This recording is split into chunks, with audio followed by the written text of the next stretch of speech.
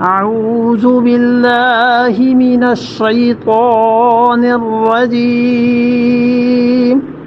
بسم الله الرحمن الرحيم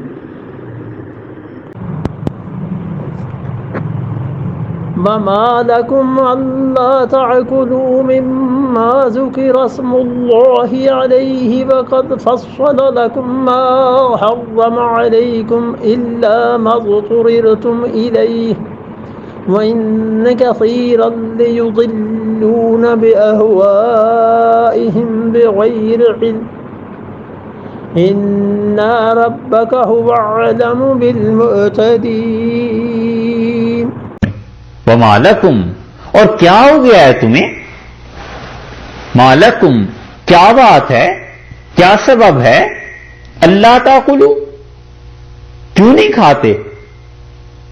کس وجہ سے؟ مما ان جانوروں کو ذکر اسم اللہ علیہ جن پر اللہ کا نام لیا گیا ہے، تم لوگ ان جانوروں کو کیوں نہیں کھاتے؟ اللہ کا نام ان پہ لیا گیا ہے تو جن جانوروں پر اللہ کا نام لے لیا جائے ان جانوروں کو کھاؤ۔ یہ ہے آیت کریمہ جس سے استدلال کیا ہے حنفی فقہا نے، اور وہ کہتے ہیں کہ یہ مراد ذبح ہے کہ ذبح کے وقت اللہ کا نام لیا گیا ہے ان کو کھاؤ۔ اور کچھ لوگوں نے اس آیت سے یہ فائدہ اٹھایا ہے کہ وہ کہتے ہیں کہ اس کا مطلب یہ ہے کہ جس جانور پر اللہ کا نام لے لیا گیا یعنی جانور ذبح کیا گیا حرام طریقے سے، لیکن اللہ کا نام لے کے کھاتے ہوئے بسم اللہ پڑھ لی گئی تو وہ کھانا جائز ہو گیا۔ یہ جامع الازہر کا فتویٰ ہے، قدیم پرانا، اور اسی وجہ سے وہ فتویٰ پھیلا اتنا ہے کہ دنیا بھر میں جو لوگ بھی اس فتوے پہ عمل کرتے ہیں وہ یہ تردد بھی نہیں اب کرتے کہ یہ جانور ذبح اس کا ٹھیک تھا یا نہیں تھا، وہ بس یہ دیکھتے ہیں کہ جانور بنیادی طور پہ حلال ہونا چاہیے، گائے ہے، اونٹ ہے، بکرا، دمبا یہ اور مرغی یہ ہونی چاہیے، پھر وہ کہتے ہیں کہ چاہے اسے کسی طرح بھی ذبح کیا گیا ہو اللہ کا نام لے کے اسے کھایا جا سکتا ہے۔ لیکن ظاہر ہے کہ وہ فتویٰ ٹھیک نہیں ہے۔ اللہ تعالیٰ نے یہاں جو ذکر فرمایا ہے یہ ذبح کا ذکر چل رہا ہے کہ وَمَا لَكُمْ أَلَّا تَأْكُلُوا مِمَّا ذُكِرَ اسْمُ اللَّهِ عَلَيْهِ، اور تمہیں کیا ہو گیا ہے، کیوں وہ چیز نہیں کھاتے ہو جس پہ اللہ کا نام لیا گیا ہے، یعنی ذبح کرتے ہوئے اللہ کا نام لیا گیا ہے۔ وَقَدْ فَصَّلَ لَكُمْ، اور اللہ تعالیٰ کھول چکے ہیں تمہارے لیے مَا حَرَّمَ عَلَيْكُمْ جو چیز حرام قرار دی گئی ہے تم پہ، خدا نے اس کی تفصیل اس کو بیان کر دیا ہے، الا مگر مَضْطُرِرْتُمْ إِلَيْهِ، ہاں تم اس کی طرف ناچار ہو جاؤ، مجبور ہو جاؤ، موت قریب آ گئی، نہ کھانے کی وجہ سے مر جاؤ گے، اضطرار کی کیفیت طاری ہو گئی، اب تم ان حرام چیزوں کو بھی کھا سکتے ہو، وگرنہ اپنی مرضی اور خوشی سے ان چیزوں کو نہ کھانا۔ یہ جو قد فصلہ ہے نا، اس پہ مفسرین نے بحث کی ہے کہ سورہ انعام میں اللہ نے فرمایا کہ قد فصل لکم ما حرم علیکم، اللہ نے جو چیزیں تم پر حرام کی ہیں خدا اس کی تفصیل بیان کر چکا۔ وہ کہتے ہیں کہاں اللہ نے بیان کی ہے؟ ایک تفسیر تو یہ کی گئی ہے کہ یہ سورہ نحل میں اللہ تعالی نے بیان کی ہے، 14ویں پارے میں سورہ نحل میں اللہ تعالی نے بیان کیا نا، یہ تو دوسری تفسیر ہے۔ ایک تفسیر یہ کی گئی ہے کہ اللہ تعالی نے یہ بیان کر دیا ہے سورہ مائدہ میں، لیکن وہ بات اس اعتبار سے قابل قبول نہیں ہے کہ سورہ مائدہ تو نازل ہوئی ہے آخر پہ، اللہ نے فرمایا ہم پہلے بیان کر چکے ہیں، تو اللہ تعالی نے ایسی جگہ پہ بیان کیا ہوگا نا جو سورہ انعام سے بھی پہلے نازل ہوئی ہے، اور سورہ مائدہ کہیں آخر پہ جا کر نازل ہوئی مدینہ منورہ میں، اور سورہ انعام مکہ مکرمہ کی ہے، تو اس لیے سورہ مائدہ اس سے مراد نہیں ہو سکتی۔ دوسری تفسیر یہ بیان کی گئی ہے کہ اللہ تعالی نے اس میں بیان کیا ہے ان چیزوں کو جو سورہ نحل میں اللہ نے ارشاد فرمائی ہیں، اور سورہ نحل میں اس طرف تھانوی رحمۃ اللہ علیہ کی بھی رائے ہے، اور سورہ نحل میں اللہ تعالی نے تفصیل نہیں بیان کی۔ سورہ نحل ہے اگرچہ مکی سورت، لیکن اللہ تعالی نے اس میں تفصیل نہیں بیان کی، صرف ان 4 چیزوں کا ذکر کیا ہے جو قرآن پاک میں اور جگہ بھی آئی ہیں کہ یہ 4 چیزیں اللہ نے تم پر حرام کی ہیں، بس اس کے علاوہ خدا نے بیان نہیں کیا۔ تیسری تفسیر اس کی امام راضی رحمت اللہ علیہ وغیرہ نے کی ہے، اور اساتذہ امام راضی رحمت اللہ علیہ کی اس تفسیر کو ترجیح دیتے تھے، اور وہ کہتے تھے کہ اسی سورت کی 51 نمبر آیت میں ہے جو چیزیں اللہ نے یہاں کہا ہے کہ دیکھو قد فصل لکم ما حرم علیکم، اور اللہ نے تفصیل بیان کر دی ہے ان چیزوں کی جو اللہ نے تم پہ حرام قرار دی ہیں۔ تو کہتے ہیں حرمہ کا لفظ آ گیا نا، حرام قرار دیے، وہ کہتے ہیں اسی سورہ نام کی 51 نمبر آیت میں آپ دیکھ لیجئے، وہ کہتے ہیں اللہ نے ان چیزوں کو حرام کیا نا۔ 51 تو گزر گئی، 51 نمبر آیت تو گزر گئی نا۔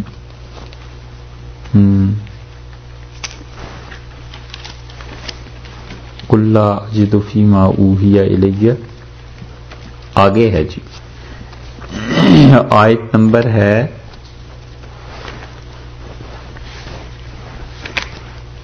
قریب ہی ہے، یہ 151 جی، 151 نمبر آیت دیکھیے۔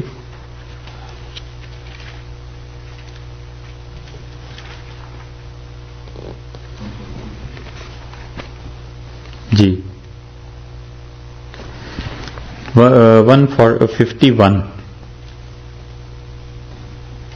یہاں سے جو شروع ہو رہا ہے قل تعالوا، یہ ہے امام راضی رحمت اللہ علیہ نے تفسیر کبیر میں لکھا۔ وہ کہتے ہیں کہ اس آیت کا ترجمہ یوں کریں کہ وَقَدْ فَصَّلَ لَكُمْ مَا حَرَّمَ عَلَيْكُمْ، جو چیزیں حرام ہیں ہم بتا رہے ہیں تم کو تفصیل کے ساتھ۔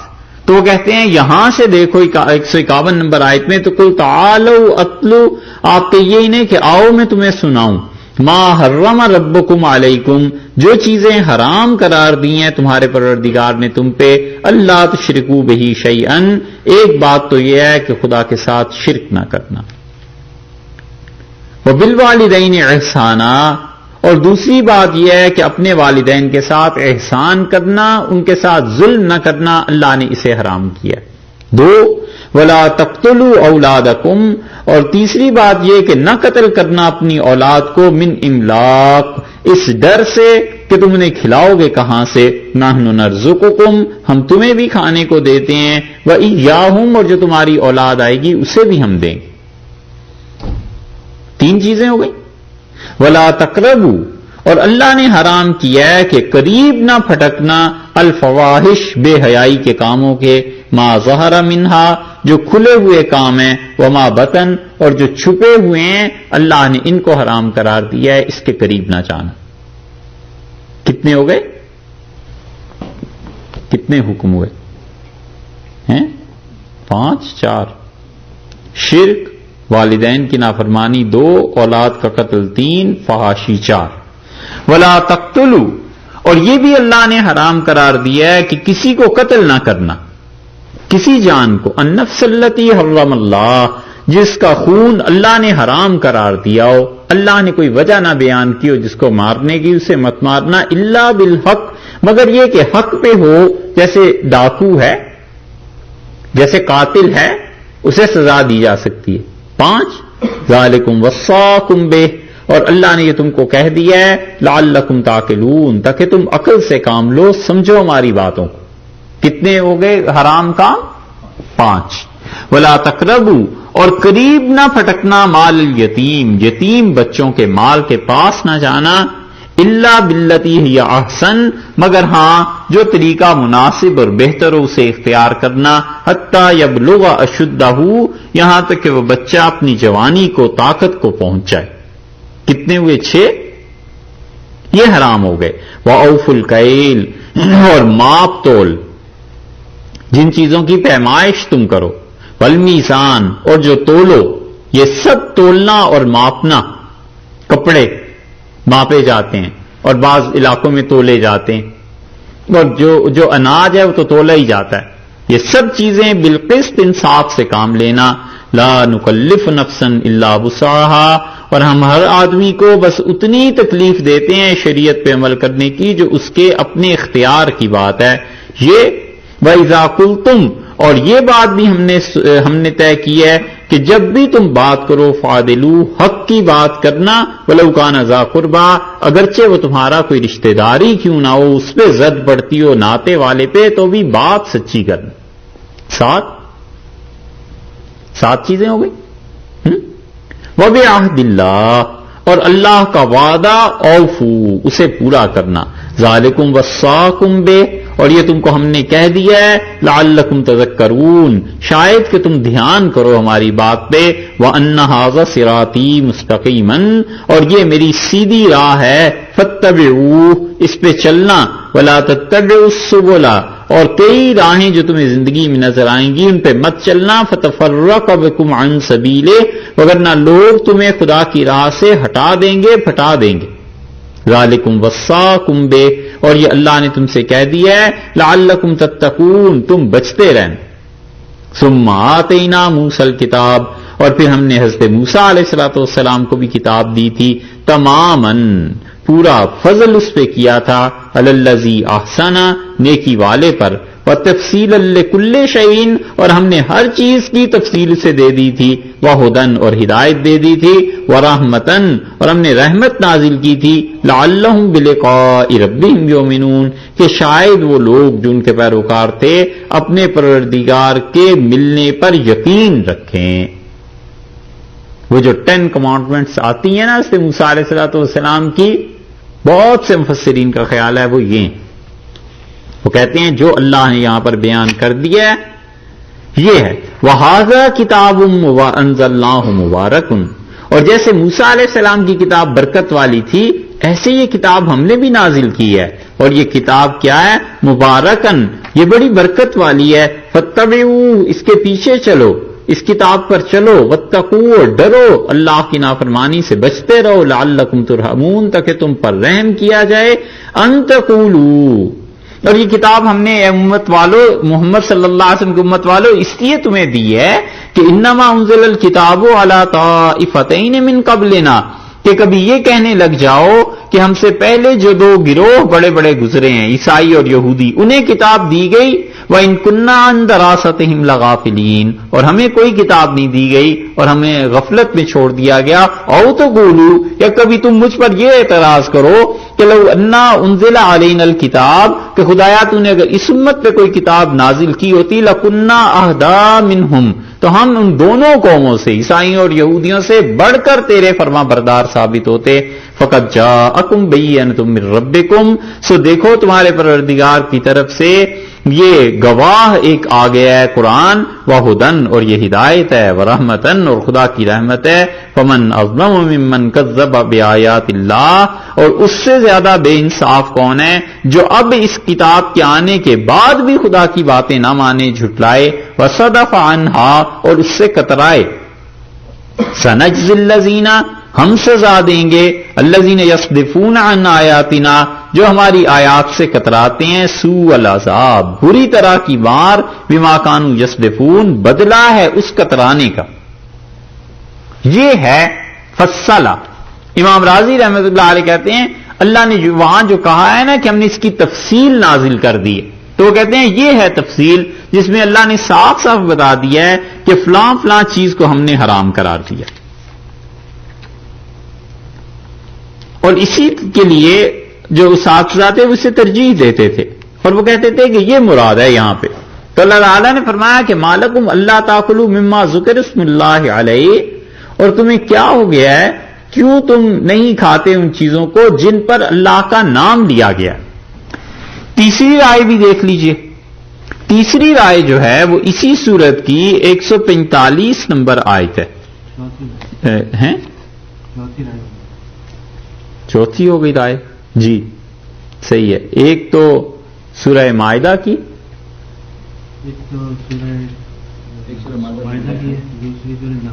سورہ نحل کی، تیسری یہ، چوتھی رائے دیکھ لیجیے. اچھا چوتھی رائے کہاں سے شروع ہوتی ہے؟ 45 جی ہاں.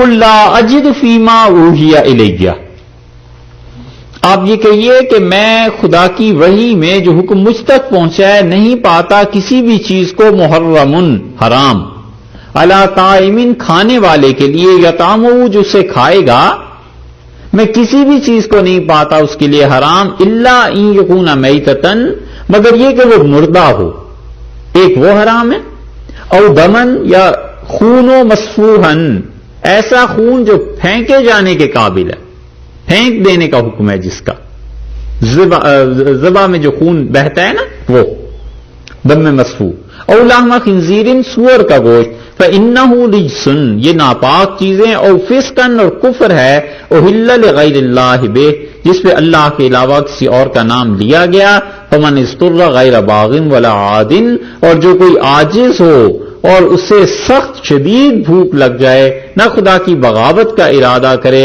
اور نہ ہی حد سے بڑھ کر کھائے، فإن ربک غفور الرحیم، تو تمہارا پروردگار مغفرت کرنے والا ہے، رحم کرنے والا ہے۔ یہ ہے چوتھی رائے ان مفسرین کی جو کہتے ہیں کہ اللہ تعالی نے یہ تفصیل بیان کی ہے، لیکن یہ جو چیز یہاں پر بیان ہوئی ہے نا کہ 4 چیزیں اللہ نے حرام قرار دی ہیں، کہ مردار اور خون اور سور کا گوشت اور اللہ کے علاوہ کسی اور کے نام پہ جو ذبح کی جائے چیز، یہی 4 چیزیں اللہ تعالی نے وہاں سورہ نحل میں بھی بیان کر دی، اور سورہ نحل میں جو کچھ بیان ہوا ہے وہ تفصیل نہیں، اس لیے پھر اشکال اس پر پیش آتا ہے کہ اللہ تعالیٰ نے جو کہا ہے کہ قد فصل، اللہ اس چیز کو تفصیل سے یا بیان کر چکا ہے، تو وہ کہاں پر ہے؟ تو پھر وہ رائے آ جاتی ہے امام راضی رحمۃ اللہ نے جو قائم کیا ہے کہ وہ کہتے ہیں وہ تفصیل جو ہے اس کی وہ وہی 10 چیزیں ہیں یا 8 چیزیں جتنی بھی ہیں اللہ تعالیٰ نے وہاں پر بتا دی، اور یہاں جانوروں کا ذکر چل رہا ہے، یہی چیز ہے۔ اسی لیے وہاں تھانوی رحمۃ اللہ علیہ نے سورہ نحل کو ترجیح دی ہے کہ وہ کہتے ہیں سورہ نحل پہلے نازل ہو گئی تھی، تو اس لیے وہاں پر اصولی طور پہ 4 چیزیں اس کو اللہ تعالیٰ نے حرام قرار دیا ہے۔ یہ آراء ہیں ان سب کی، ٹھیک ہے جی، اور ساری طرف بڑے بڑے لوگ ہیں، کوئی فیصلہ کیا کیا جا سکتا ہے؟ ہر طرف ایسے اہل علم ہیں جنہوں نے رائے بھی لکھی ہے اور اس کے ساتھ ساتھ انہوں نے اس پہ اپنے دلائل بھی قائم کیے ہیں۔ بہرحال سورہ نحل اگر دیکھنی ہو تو 14ویں پارے میں دیکھ لیجئے، 115 نمبر آیت ہے، 14واں پارہ ہے، 16ویں سورت ہے نحل، اور آیت نمبر ہے اس کی 115۔